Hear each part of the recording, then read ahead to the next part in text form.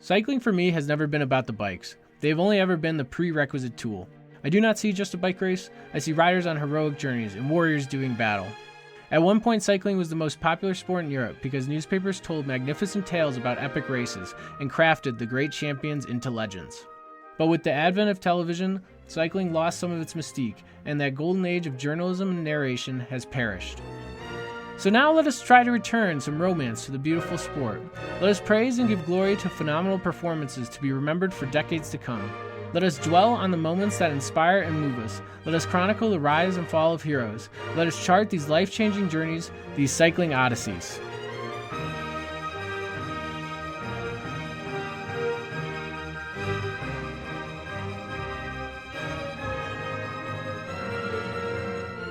All right, welcome back to another episode of Cycling Odysseys. I'm your host, Patrick Santino. Today, we are recapping the 2021 European Championships and then going further with our Cross Ketchup series. This is part 2.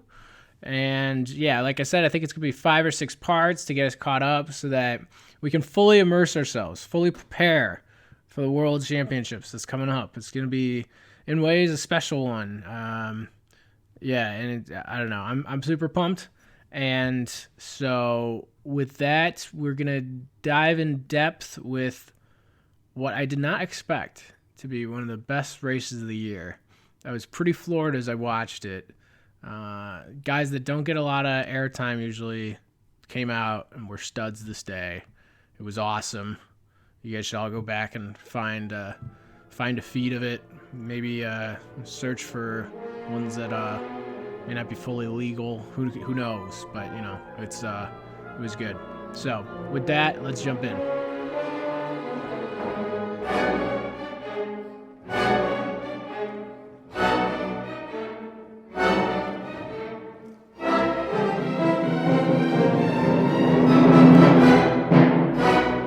Cross Ketchup, Euro champs, ascending the steep heights again.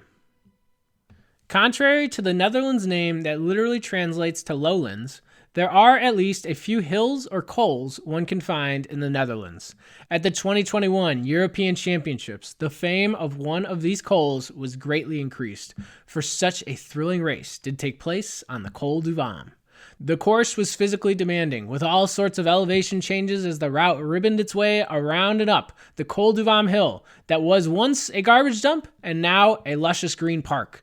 The turns were sweeping, the off-cambers were tricky. There were 3 or 4 heavy muddy sections that did not dry out in the sunshine and would cause the riders grief. There were power sections to give the strong and big-lunged men a full shot at this, but most dominant of all were hefty, steep inclines throughout the lap. And the most intimidating rise came towards the finish, a cobbled path that was nudging above 15% in gradient in places. A relentless finishing climb it was. Yes, only someone in tip-top form would be able to win this race today. The trade kits were traded out for the national team colors, and as usual, the front rows resembled a dual meet between the Belgian Powder Blues and the Dutch in orange, and on home soil this day. But within 2 minutes of racing, to have called this race even a dual meet would have been generous. It was 8 or so Belgians in powder blue swarming and then soon strung out on the front, with only one local in orange among them, Lars Van Der Haar.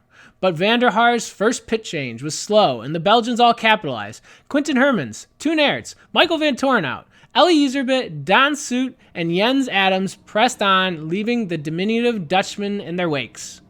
Technically, the Belgians were all on the same team for this race, but in practice at best, some would have one eye on ensuring a Belgian win. But all of them really only wanted that Belgian winner to be themselves. Belgian Toon Aerts would attack, and it was theoretic Belgian teammate Ellie Iserbyt, the defending European champion, that would chase him down, dragging other Belgians and the Dutchman Van Der Haar on his wheel. So the race unfolded in the early laps.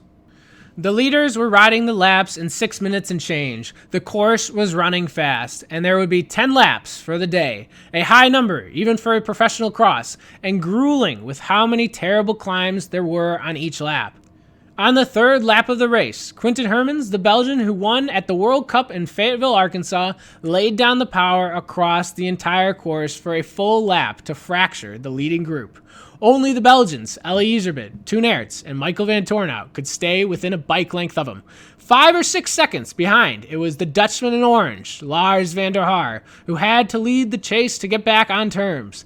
On the finishing climb, Van Der Haar found himself bridging up to the quartet of leading Belgians, but still Hermans drove them on, hoping to find some separation. Within half a lap, Hermans' continuous drive caught out Ep6, who could no longer cover the continuous digs, and also Lars Van Der Haar, who had yet another slow pit change, while the others forewent the bike swap. So it was, Quinten Hermans drove on the group up the final steep climb, while behind, Dutchman Van Der Haar had to chase and attempt to bridge across once more. Lars Van Der Haar managed to crack the defending champion Ep6 that time up the climb, but he did not make much progress into the lead of the trio of Belgians still in front. For Quinten Hermans was still pushing the pace and trying to crack his Belgian compatriots. Surely, if there was ever a course for this Hermans to do so, it would be on this physically demanding Col du Vam. Yes, he won on the similar physically demanding and a heavy elevation changing course in Arkansas already, and that course shall soon be the host of the World Championships.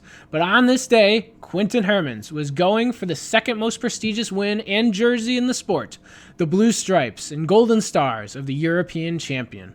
After another ferocious lap of pace pushing, as it had to be, it was on the final steep climb of the lap that pitched up to 15% that Hermans broke the strength and will of his Belgian compatriots Toon Aerts and Michael Van Tornout. Only halfway through the race, Hermans crossed the finish line 14 seconds ahead of the two chasing Belgians, all 14 seconds having come in the past 90 seconds on the final climb alone. And then, 16 seconds behind Hermans, the last man with any sort of hope on the day, the local Dutchman, Lars Van Der Haar, crossed the finish line as well, still looking more sprightly than most, but it would be a tall order to catch Hermans now. Quinten Hermans was flying away to what would surely be the biggest victory in his career and the best season of his life. He was handling the mud and the off-cambers well. Too often he has been caught out by a technical challenge on a course, but not this day. This day was his day to shine. Quinten Hermans, like the rest of his generation, has rode in the shadow of the mighty aces for his whole career. But they were not here today, having not yet started their seasons after a harrowing Roubaix. By winning at Fayetteville, Hermans put himself at a minimum and dark horse position for a world's podium. But here today, he was on a tear for first prize and a beautiful jersey to go with it. Yes, never had I seen Quinten Hermans ride so well, so dialed in, so giftedly smooth, such ferocity up the steep climbs. Hermans looked invincible this day. Behind, the Dutchman Lars Van Der Haar was catching the fading Belgians of Toon Aerts and Michael Van Tornout, but still far out ahead was Hermans, sitting pretty and going well, no matter how on form Van Der Haar looked behind. Surely, Van Der Haar had paid for all those early change setbacks. Though Van Der Haar is now only 30 years old, he seems to have been around for a very long time. He was on the Men's Elite World Championships podium all the way back in 2013. Yes, he was the cyclocross wonder kid that gave the Mighty Aces a roadmap to follow. But since 2015, the Mighty Aces stars have eclipsed and shone brighter than the once rising star of Lars Van Der Haar. In recent years, he has seemed in a funk, inconsistent and off his best. Even here today, at a home European Championships, though he had come on good form, on the sixth lap, it looked all but assured Quinten Hermans was going to get the better of Van Der Haar this day. Alas, for this nearly man. He was up to the challenge, but Hermans was simply too far out. Or was he? Though Hermans was still looking good, halfway through the seventh lap, it was clear that to say Hermans was invincible and had put this race away was a much too premature statement. Lars Van Der Haar in orange was bringing this back. They went through the section of mud that was too deep and tricky to ride, and all could see Hermans' lead was shrinking. Both dismounted to run across the mud with their bikes on their shoulders. Herman's remount was technically sound and fine, but Van Der Haar's was as smooth as ever. Yes, I must note, Lars Van Der Haar's bike remounts are one of the most aesthetically pleasing views in the sport of cycling. I swear they are Fausto copy level elegant and effortless. The way he thrusts off the ground and his legs seamlessly glide over the back wheel, not too high, not too low, to land perfectly on the seat and pedals is something to behold. People say, study the perfect mechanics of this golfer's or this batter's swing. Well, I tell you, young cyclocrossers, study Lars Van Der Haar's remounts. The race went on, and the Dutch crowds were getting into this, supporting their man Lars in orange, chasing down their arch-rival nation. Hermans in powder blue went on, still laying down the power. But the shoulders were starting to rock. The legs were not churning as smoothly. Hermans even began regularly taking looks back. While behind, the compact Van Der Haar looked as efficient as ever, rock solid and tearing up the course. By the end of the 7th lap, at the top of the monster hill, Van Der Haar had closed to within 5 seconds. But Hermans still rode bravely on. In fact, besides that last climb, it did not seem Van Der Haar was managing to find any sections to put time into him. They were equals on the descents and technically dialed in to make no mistakes this day. At this point, they were proving equals across the mud, whether running, remounting, or smashing the pedals straight across it. And on the shorter inclines, perhaps Van Der Haar clawed back a little closer, but over the tops, Hermans would re-stretch the lead to a handful of seconds. So, it was on that last hill that came in a way in 4 sections. Van Der Haar had to keep chasing on and making up the gap. And even within that final climb, it was only at the very end of it, on the cobbles, that Van Der Haar would joltingly accelerate a magnitude faster as if he had just eaten a Mario Kart mushroom for a speed boost. And yes, so it was at the end of the 8th lap on those steep cobbles. Lars Van Der Haar in orange caught Quinten Hermans in powder blue to begin the penultimate lap of the race. The two's body language was complete opposites. Van Der Haar was strong and in control and with the bit between his teeth. Hermans was fatigued and laboring and possibly even seeing deer in the headlights. Was his race really slipping away from him? How would he stop this local legend, Lars Van Der Haar, who was being driven on by all the Dutch fans? Well, over the course of that penultimate lap, Van Der Haar kept laying down the pace and slowly stretched the elastic on Hermans until once and for all on that final climb, Lars Van Der Haar in Dutch orange snapped it completely. Yes, with still the final lap to go, Hermans knew he was cracked, knew he was bested by a better rider this day. Lars Van Der Haar did not let up. Driven on by the crowds, he stamped his authority and became more excited with every revolution of the pedals. With every turn he nailed, every drag he climbed, every meter he descended, he drew closer to donning the European Champions jersey. A hallowed prize to begin with, even more so after such a race as this, and so many years in the cyclocross doldrums. Yes, he smashed up the monster Col de Vam Hill one last time, to the applause of all the Dutch crowd. Lars Van Der Haar sat up and celebrated as he crossed the line in victory, and as the cyclocross champion of Europe. Despite there being no mighty aces in attendance, still the cycling world was being treated to a duel for the ages that day that Lars Van Der Haar took the biggest win in his career, denying Quinten Hermans and all the other Belgians despite their stellar lineup. But just 4 days later, the season rolled on, and Hermans and Van Der Haar found themselves in the finale of a dramatic Jaarmarkt cross. On that day, Hermans was riding well, but succumbed to technical errors. Van Der Haar, racing in the blue stripes and golden stars for the first time, ran out of steam and could not match trade teammate Toon Aerts and Ellie Iserbyt, who took the race all the way down to the finishing sprint won by Iserbyt. But a few days later, all the biggest participants in the European Championships lined up again for a World Cup race on the Czech Tabor course. The course was running fast that day. It was almost a grass track, but that, surprisingly, by no means led to lackluster bland racing. It led to the fastest cross I have ever seen. 8 riders dishing out painful blows and accelerations as they made the course look like a flat criterium.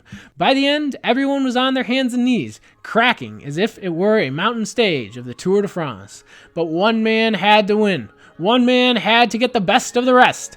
And that man was Lars Van Der Haar, taking his first World Cup win since 2017 and his first win in the European Champions jersey.